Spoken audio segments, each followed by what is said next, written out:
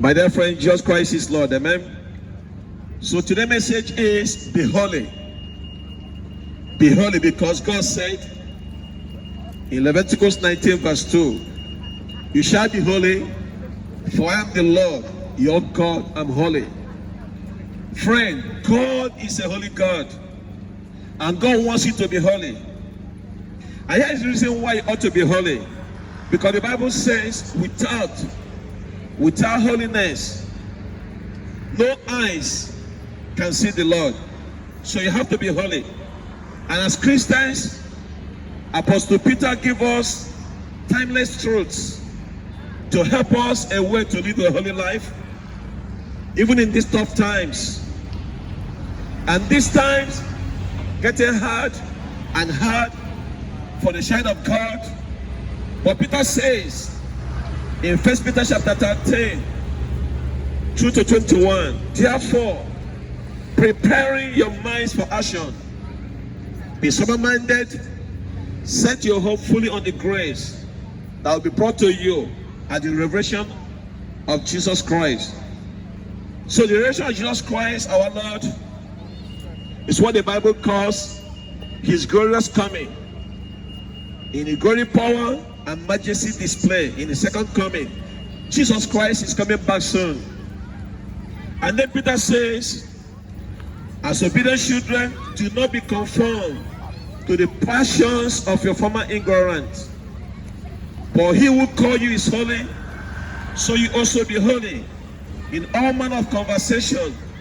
It is written, you shall be holy, for I am holy. Verse 17, if you call him as Father, who judges impartially according to each one's deeds, consult yourself with fear throughout the whole time of your exile, knowing that we are ransomed from your fatal ways, inherited from your forefathers, not with perishable things such as gold or silver, but with precious blood of Jesus Christ, like a lamb without blemish or spot. Verse 20, he was foreknown before the foundation of the world, but was made manifest in the last time for your sake, who brought him are believers in God, who raised him from the dead and give him glory, so that your faith and hope in God. Now, as a Christian, our faith and hope is in God. Amen. And here's a key verse I want you to learn and listen. He says, he who calls you is holy. God is holy, so you also be holy. And today my message is what? Be holy. Be holy in all manner of your conversation. I want to talk to you a way to holiness. And Peter says, these are the timeless truths that we need to learn as we live in this last hour, these last days, this last time, in these tough times. God expects us to be holy. In fact, the only way that we can get through these last days and these tough times is to live a holy life. When I talk about holiness, it is funny to most people, but we're not keen to holiness. Most of us today, we're interested in heaven, not holiness. We're interested in health, not holiness. We're interested in happiness, not holiness. We're interested in helpfulness, not holiness. But not many people are interested in holiness.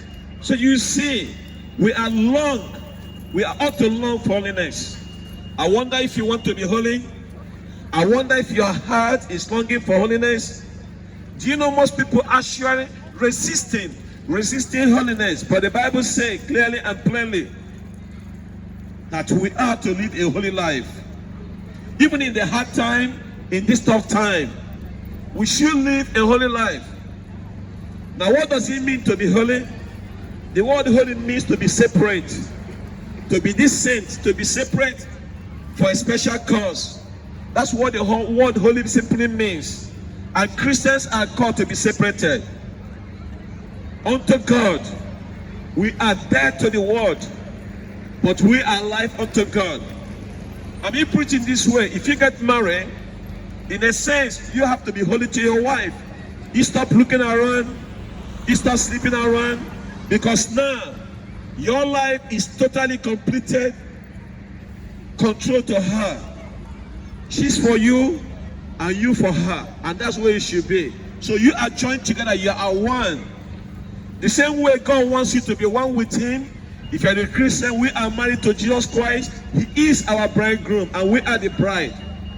And when you are married to Christ, our God is a jealous God. He wants you to be for himself only.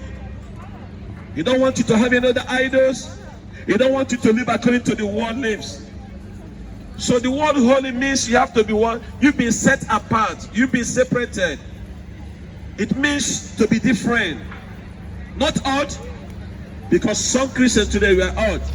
Not odd, but to be separated from the world. But you are separated unto our Lord. So holiness is not only for pastors, the evangelists, the deacons, the priests. Holiness is for God's people, and God wants you to be holy. And I want to talk to you today about the way to holiness.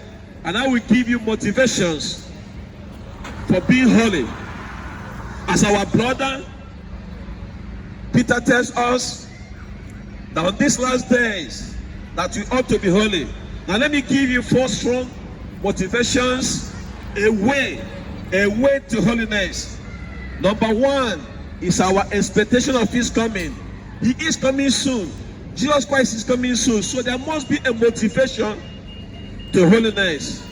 That's what Peter says in 1 Peter chapter 1 verse 13. Therefore, preparing your minds for action and being sober-minded, set your hope fully on the grace that will be brought to you at the revelation of Jesus Christ. That means Jesus Christ is coming. So you see, we ought to live a holy life.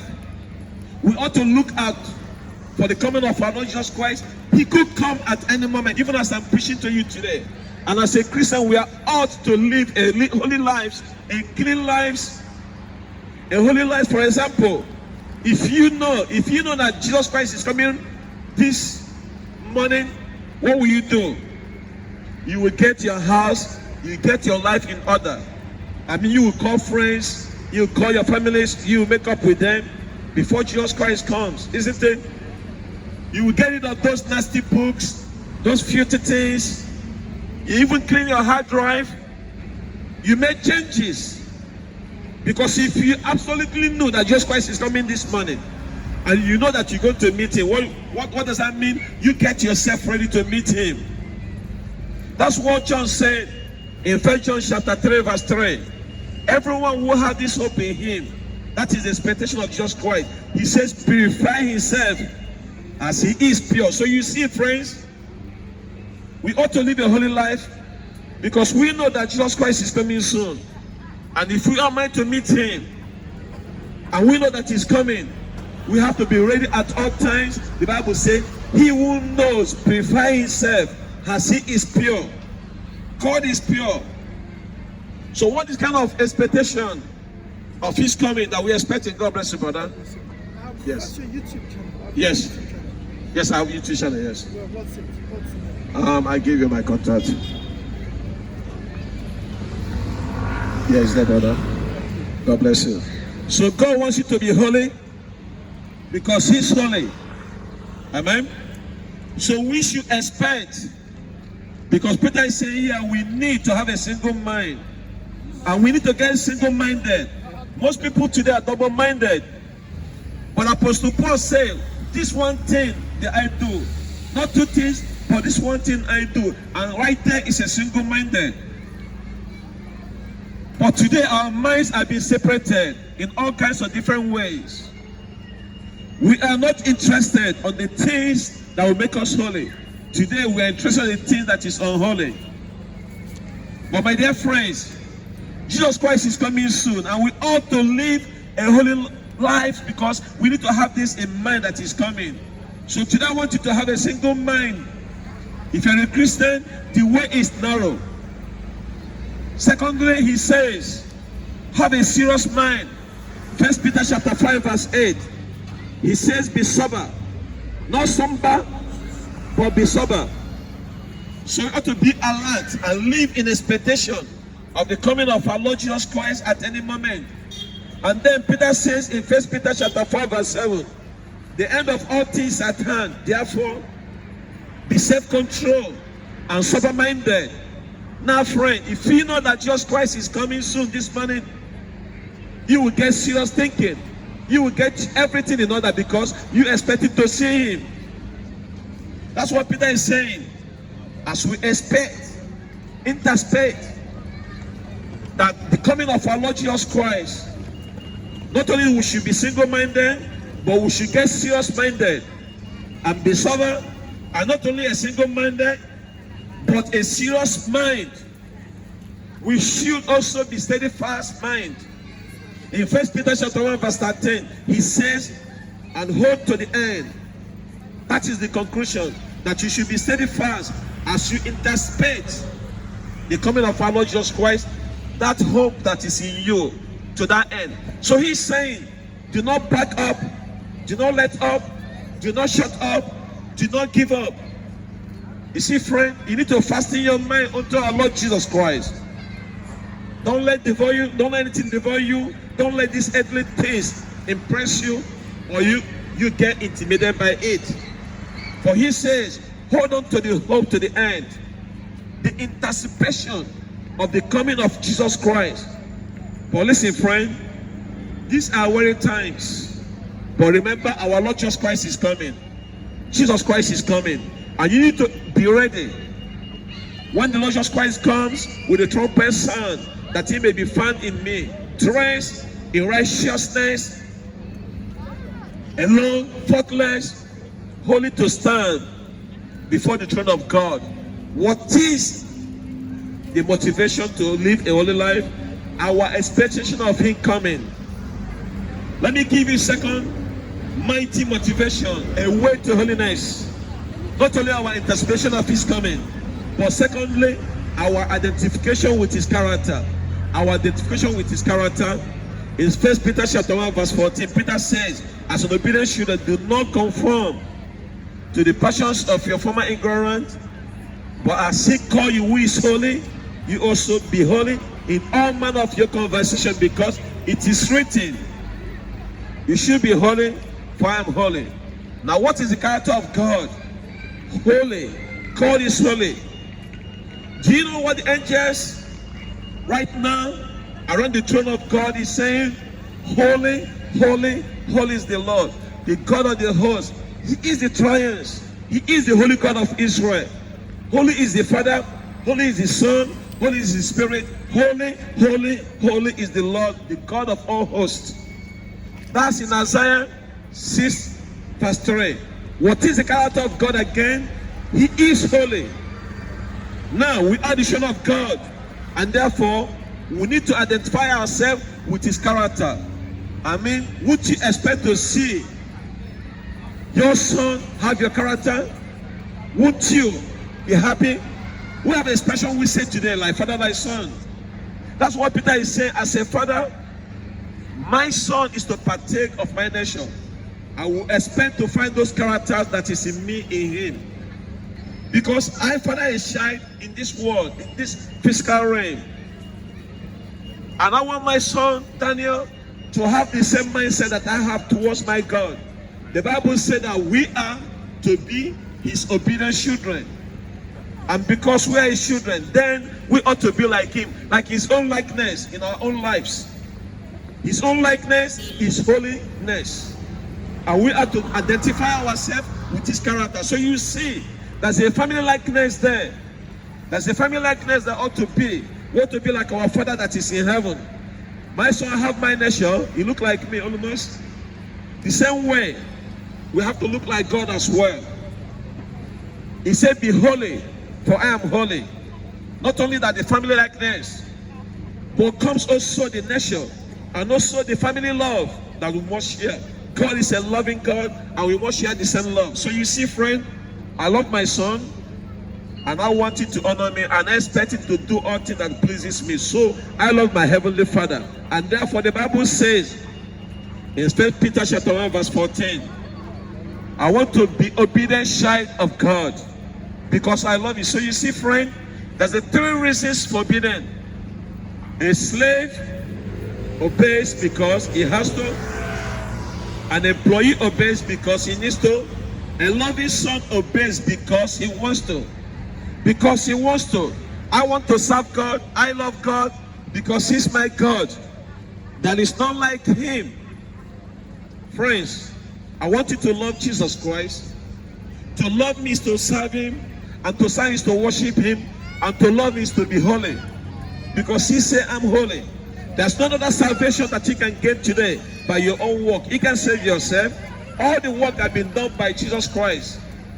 So if you love him, you need to keep his commandment. Just Christ said that hear my commandment, that keep them is he that loved me.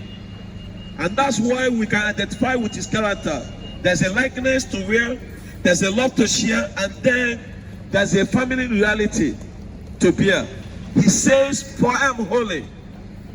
So that's one of the names of God. God is holy. That's one of his names. So you see, when we are his children, my children sometimes they disobey me, but I can kick them out because they're my children.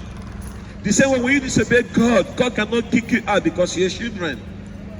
But you see, there's a holiness that is in name.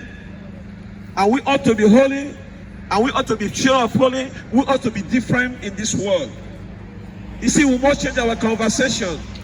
We must change our conduct. We must change our identification. For God is holy God. And if God is holy, he wants his children to be holy. So there's a family loyalty there, and there's a family loyalty to bear. And he wants you to be loyal to him. You have Heavenly Father that is above and is looking down on you. He wants you to be holy. You see, what is the mighty motivation to holiness? God says, be holy, for I am holy. I am your Father. I satisfy you, I love you. And if you bear my name, if you bear the name of God, you have to be holy. Now, what does it mean when a man calls himself a Christian and you say, I have a father, but you don't have the nature of your father? God's nature is holiness. And if you partake in this divine holiness, I'm preaching to you today, you ought to live your life in the holy way that God wants you to live. Let me give you the top motivation for holiness. Not only our anticipation of his coming, because he's coming. Not only about identification with his character, we want to have his character. But the third reason for holiness is our examination. Examination as children. I want you to listen to what Peter says in 1 Peter chapter 1 verse 17. And he says, if you call him as father, that is, if you call him your father, that's God. If you call him as your father, who judges impartially, according to each one did, consult yourself with fear throughout the time of your exile. What's he saying? What he's saying here is this, that your work is going to be examined. In fact, before your work be examined, the Bible gives us the grace that we should examine ourselves to see if we are in faith, except if we fail that test. You see, if you're the child of God, God is going to examine you. God is going to examine your children. God is going to judge everything that you have done. Now, this judgment is not the judgment like the unsaved people. This judgment is a judgment of reward. You see, God is going to judge his people. He's constantly judging us, even while we are reading right now. The judgment is right down here. God is in the goal looking down upon this earth. The Bible says the eyes of the Lord run through and flow. That's the book of Zechariah chapter 4, verse 10. So God is looking down today. He's looking down to see holiness. God said, be holy, be holy. He says, if you call him as Father, then remember that he's going to judge you. Remember that he's going to examine you. Now let me also tell you something else about the judgment. It is a family judgment. Our judgment as Christians is a family judgment. We're in the family of God, and that makes me feel so good. Because you know, I can examine my children carefully because I love them. Not only that our Heavenly Father judge, but it's the judge. The judge is our Father. It is a family judgment. Amen? We can never be unborn. We can never be lost. He's not going to condemn us. In fact, the Bible tells us in the book of Romans chapter 8 verse 1 Therefore, there is no condemnation for those who are in Christ Jesus. So that's a guarantee there. It's not going to put us away. Don't get that idea. But one day, He is going to judge us for reward. And I thank God for that. He will never say no. He will never say you are not my child anymore. When you born to the family of God, you cannot be unborn. Only one just Christ said, be born again. When you've been born again once, it cannot be unborn. So for that, I love God so much because He loves me. I want also to tell you something about the judgment. Not only it is a family judgment, but it's a fair judgment. Don't you like fair judgment? Our God will judge us righteously. The Bible tells us in 1 Peter chapter 1 verse 17 that He judges us without respect of persons. That means He will not allow any spoil child in His family. That's what it means. No spoil child in the family of God. The Father is a disciplinary. You know, let me say this. I don't care how long you've been serving God. But for once, if you disobey Him, even for 1 hour, He will chastise you. I listen, my dear friend. Because He's a judge God. And God wants us to live our life. God bless Him. Can I help you? Yes. Do you know the cap station around here? Sorry? Mini cap station. You need to go the other way around. Go down. Up and go down. Yes. Up there? Up there and go down. You need to go up. You see where people coming up and then go down. Yeah. So God bless you, my dear friend. So today I want you to know that He's a judge. We go to judge us without no respect of any person. He knows where the children are. You know, today I have parents today who are dropped out, who don't even know where their children are, who have failed to understand the responsibility that God has given to them. And they want somebody else to look after their children, to raise their children for them. But God has given you that responsibility. Listen, friends, when God takes you into His family, He's the kind of God who examines your life every day, day by day. And He does it without partiality, without respect of any person. It is a family judgment. Yes, it is a fair judgment. Therefore, it is a fearful judgment. He says, as a result of this, we are going to pass our time in this exile with fear. Now, this kind of fear is not the fear of cringing of a slave, but it's a holy reverence and respect for the God the Father who judges. Do you know what kind of judgment it is? It is chastisement. The Bible says, whom the Lord loves, He chastises and disciplines every son who will receive. That's what the Bible says. That's what the Bible says in Hebrews chapter 12 verse 10. He disciplines us for our own good, that we might share in His holiness. And if without chastisement we are of the all partake, then you are illegitimate and not son. My dear friend, my father whipped me when I was little, and I love him for that. Do you know why? Because he brings discipline in my life. If God disciplines you, He's disciplining you because why? It is a board of education. It's a seat of knowledge. That's what my father taught me. He loved me and I love my father. I respect him for that. So the Bible is saying that if you love your children, discipline them the way they should grow. They will never depart from it. So discipline, we needed discipline this time of exile that we are here with fear, with respect, and with reverence for God. But you see, my dear friend, God loves you. And your Heavenly Father loves you so much to let you to live in this dispensation. Friends, let me also tell you something. If you claim to be a Christian and you are living a holy life rather than holiness, you are headed for hell when you die. I say, my dear friend, if God did not chastise you, that means you are not His child. If God will not discipline you, that means you are making your way to hell. And you shouldn't be so. Because hell is not made for you. It's been made for the devil and his angel. So when discipline comes in our life, God disciplines us in different many ways that we may come back to Him. Because God is a holy God. Friend, if you are living your life in unholiness, living worldly, that's an indication that you are not saved. And you are heading to hell. If God is not chastising you, that means you are a bastard child. Because the Bible says that God disciplines those that He loves. And when the Father receives chastising, the Bible says He does it without partiality. He's not overlooking you. He's not going to let you to get spoiled. Listen, my dear friend, there's two reasons why our want to live a holy life, and I'll tell you why. Number one reason is I love my God. Number two, I fear my God. The Bible says in Proverbs, for the fear of the Lord is the beginning of wisdom. Let me say, my dear friend, if you don't have the fear of God, is there only unconfessed sin, unrepented sin in your life? Are you living a vile life, unholy life? The Bible says, if you call upon the Father who judges without respect of person, pass the time of exile journey here with reverence, with fear, and with respect. Now that's the third reason for living a holy life. The first reason is our anticipation of His coming. He's coming any moment, and that's the reason why you should get serious and get sober and get steadfast. The second reason that our identification with His character, He says, be holy, for I am holy. When I finish in 2 minutes.